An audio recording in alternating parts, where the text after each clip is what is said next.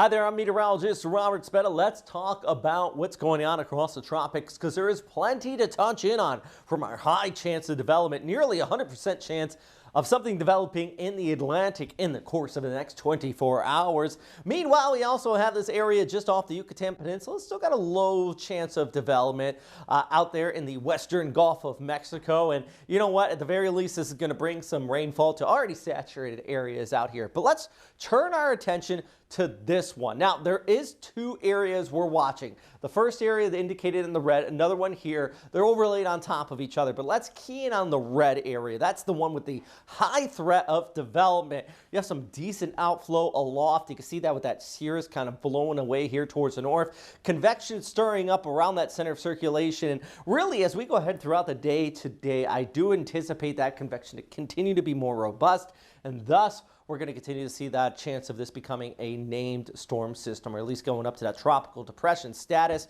But it is combating a little bit of dry air. This is that low-level stratocumulus indicating that stable air just towards the north of it. And that's something we're going to continue to talk about over the course of the next few days. It might keep it subdued from intensifying quickly as it moves towards the west, running along the southern periphery of the Bermuda High just off there towards the north. But where is it going? Well, looks like it's going to head out here towards the eastern Caribbean, out towards the Lesser Antilles eventually. You can see right here, bringing some messy weathers. Even some of the guidance does have it intensifying prior to moving across those islands up to a stronger tropical storm.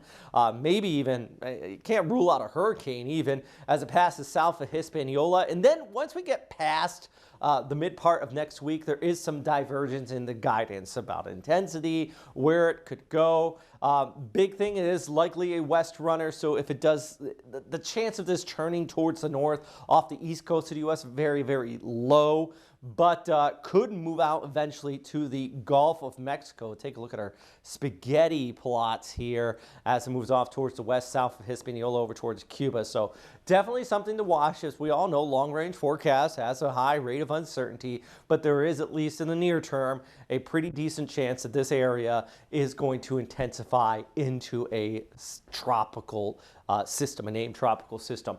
Like I mentioned earlier, though, we do have that dry air in the northern periphery. This is going to be threading a needle between that Saharan dust into an area unusual for this time of year for decent development. So the Saharan dust is something we're going to continue to watch out for. But one other point is the main development region out here in the mid-Atlantic, not typically conducive in the month of June for tropical development, but our sea surface temperatures are well above average, some of the warmest we've seen on record.